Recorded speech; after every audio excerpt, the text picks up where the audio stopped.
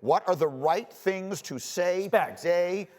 Spags. You're going to start with the defensive coordinator, aren't you? You have to. I think Steve Spagnuolo, defense coordinator, reminded us, like, I'm the best defense coordinator in the game. You can make the case he's one of the greatest playoff defensive coordinators in football, and I thought the plan he put together was spectacular.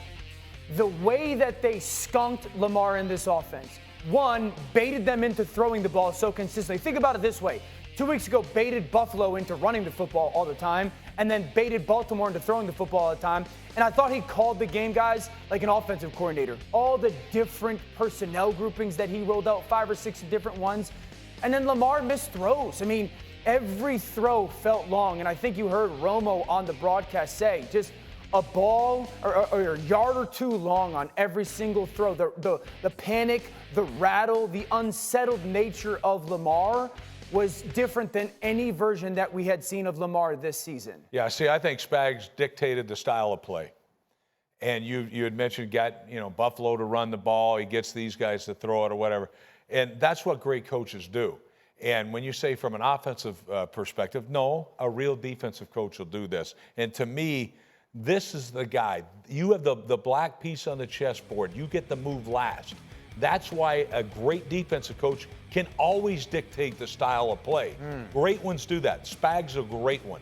All right, and to me, he's one of the best Rex, of all time. He played 6 different personnel. Yeah, of course, and that's what you do, especially when the other side of the ball allows you to do it. Yeah. This is the stupidest game plan I've ever seen. And you know what, Greg Roman, every single person needs to apologize to you because you got blamed for everything about what was wrong in Baltimore, and it wasn't you because this new guy that we praised the hell out of. Todd Monken. Yeah, Todd Monken. By the way, with the new guy. You don't have Tom Brady. Do you realize your quarterback is Lamar Jackson, not Tom Brady? What in the hell are you doing dropping back 82% of the time? This is a team that led the NFL in rushing attempts. They had 6 whopping rushing attempts to the running backs. So Spags like, I'll put every little dude. Hey, RC, you go play D tackle. Because they ain't going to run the ball. What the hell are you doing? Okay, so we just switched it up, obviously. Sorry, so I apologize. Okay. We'll get to Mahomes later. Yeah, Let's deal in that because however much of this was about what Steve Spagnuolo dictated, Dan just made the point. And Tony Romo, I thought on the broadcast yesterday, made it as well. Lamar Jackson seemed, for whatever reason, hesitant to just tuck it and run. Everybody did. Romo kept saying, one hitch, 2 hitch, and go, and he wouldn't do it. When you look at the Baltimore Ravens, they played as if they had imposter syndrome. They played like a team that, as much as they wanted the world to think they felt they deserved to be there, they played like a team that didn't feel like they deserved to be there. Their quarterback pressed. When you look at Lamar Jackson in the most pressurized moments, he didn't revert back to what he knew. It almost seemed like he was playing to prove to the world, I can win playing this way, when all the Baltimore Ravens need him to do is just win being Lamar Jackson. And I know there were points in this season where we praised him for his ability to scramble to throw, his ability to create to throw, where there were opportunities yesterday where he could have been the best athlete on the field because he is. And he chose not to do that at some times. And I do believe it's some of what Steve Spagnuolo was able to do. Dan mentioned the amount of DBs they had on the field to sort of match the speed of Lamar Jackson. Well, let's think back to his rookie season when we watched the Chargers do the exact same thing by using Derwin James. And so we actually thought, or we believed, because of what we saw in the regular season, that Lamar Jackson and this offense had progressed.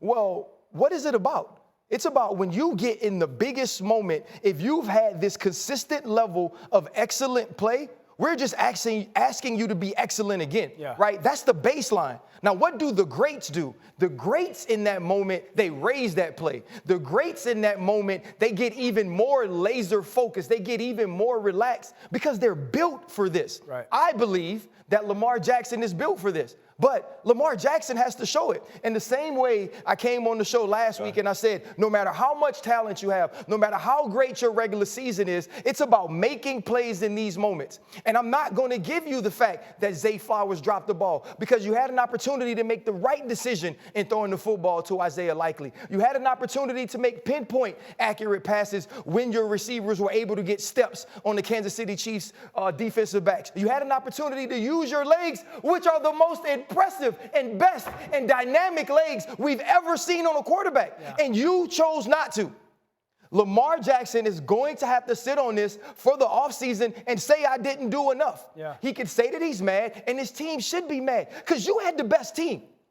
There were other years where I was like, he put this team on his shoulders, and ain't no way he's supposed to win a Super Bowl with Hollywood Brown being his best receiver. Ain't no way you're supposed to win a Super Bowl when you can't stop the run against the Tennessee Titans. But you're supposed to win the Super Bowl this year. Yeah. The Kansas City Chiefs are the most vulnerable this year. You're the best player in the world this year. You have the best defense this year, and you don't do it. So the same way that we pissed on Dak Prescott when he lost. The same way I felt about Josh Allen when he lost. You got to feel the same way about Lamar Jackson. And this tells me, too, Patrick Mahomes ain't got no rival. He does not have one. Yeah. It's Patrick Mahomes and everybody else. And if you bring in anybody into the conversation, it's only Joe Burrow. Because right now, he's the only person in the AFC that has shown that he can slow his heartbeat down and compete against the great. It's a disastrous loss for Baltimore. MVP, number 1 seed, historic defense. Patrick Mahomes was absolutely spectacular. And we saw the difference with Patrick and everybody else. When they needed Patrick to be great, he was absolutely great. It's the best run that I've seen him and Andy Reid go on. And the throws that he made between him and Travis Kelce early on in that game, no one else outside of Brady and Gronk are making in this game. And that's what makes them so special. And no receiving duo or no combination has ever done more in the postseason than Mahomes and Kelce now have. It ain't been that long. Rewriting the record books. It's ridiculous. And they've done it in 6 years. Patrick Mahomes is the best quarterback I've ever seen. I've been watching the game 50 years. He's the best quarterback I've ever seen. If you want to argue that Tom Brady still deserves the title of GOAT because he did it longer and all that, well, that's fair. Patrick Mahomes has been doing it for 6 years. But he's the best I've ever seen, and this is his best accomplishment. Yeah, that is not hyperbole, Greeny. That is the absolute truth. I think so many times people try to look at numbers and metrics and analytics instead of just looking and using their eyes. And watching a guy play, watching a guy affect the team, and watching a quarterback change the legacy, resume, and career of a Hall of Fame coach in Andy Reid. Andy Reid has been a great coach every single year he's been in the NFL. He's never been as good as he has the last 6 years with Patrick Mahomes. And this is not only just Patrick Mahomes' greatest run as an individual player, I believe it's his greatest run as a leader. Let's think back to that Monday night versus the Philadelphia Eagles. And we all come in here Monday morning. I mean, we come in here Tuesday morning, and he's saying that I could have thrown the football better.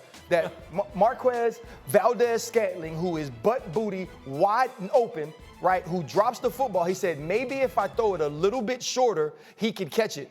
And what that said to me is he's not only a good teammate, he's one of the best teammates in the world. Yeah. And if I'm Valdez-Scantling, what I say is at some point, I'm going to swing this back around to him and make up for letting him down. And if you think about the last week, the 2 big catches against the Buffalo Bills, and then to have the faith in your wide receiver to go back to him in this crucial moment, in the same sort of position, in the same sort of play, and say, I'm going to give you another chance. And for Valdez-Scantling to make that play, it shows who Patrick Mahomes not only is on the grass for this team, but who he is in the building. I go back to Patrick all throughout this season consistently saying, I'm going to keep throwing it. And many of us, myself included, are like, you better stop because they're not trusting or they're not like earning your trust. I think that the thing that we've seen from Patrick is we've seen this incredible evolution.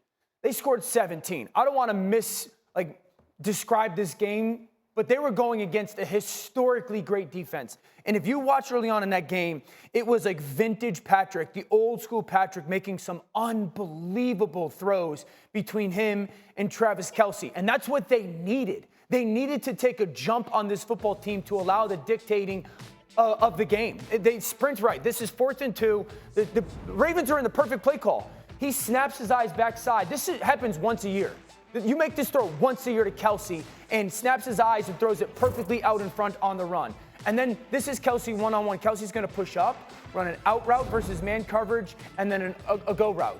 It's a double move. There's one place to throw this football. You have to throw it on his back hip versus Kyle Hamilton. He just so happens to do it, and it's unbelievable throw and catch. And then this is 3rd and 5. This is the play that was talked about. It's 10 seconds.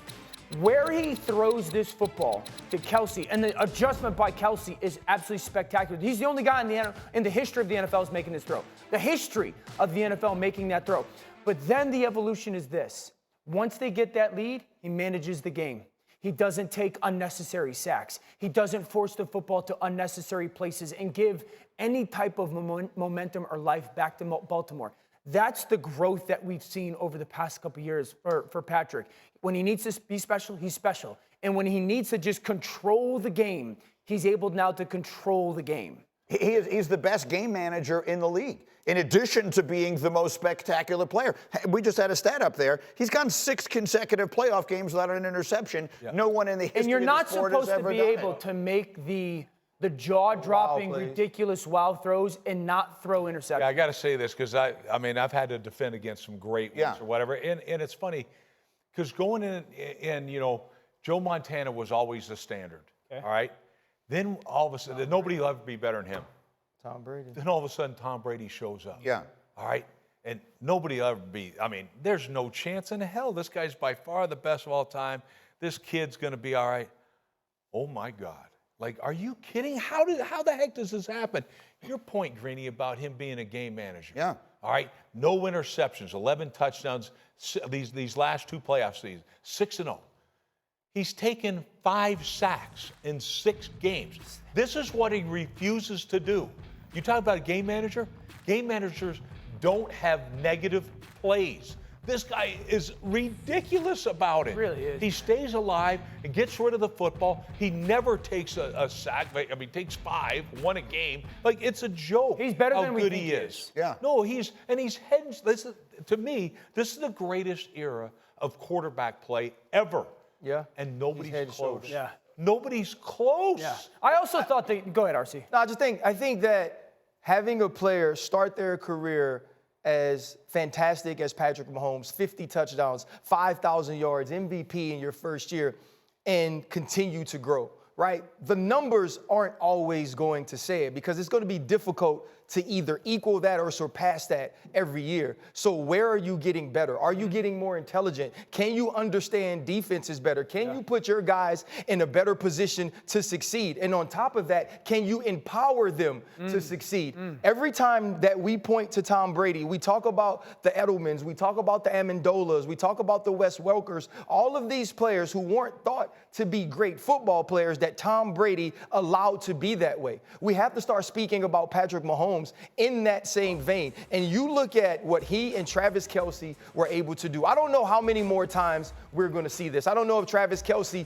walks away after maybe winning this Super Bowl, but what they did in that first half was absolutely phenomenal. Yeah. You knew that Travis Kelce needed to step up. He hasn't been his vintage self the entire year, and Patrick Mahomes still went to him in the tightest of coverages, in the biggest of moments, and they were able to connect. That is repetition, that is experience, that is confidence, but more than anything, the Kansas City Chiefs walked into this game and said, we are the Super Bowl champions. Yeah. Not past, not just future, but present. And we are going to play that way. It didn't matter what field they were on. It didn't matter the odds. And I think that's what showed up more than anything to me. And can we also give credit to their entire coaching staff, starting with Andy, obviously, and we gave credit to Steve Spagnuolo and Matt Nagy. I thought they outcoached Baltimore in every conceivable way.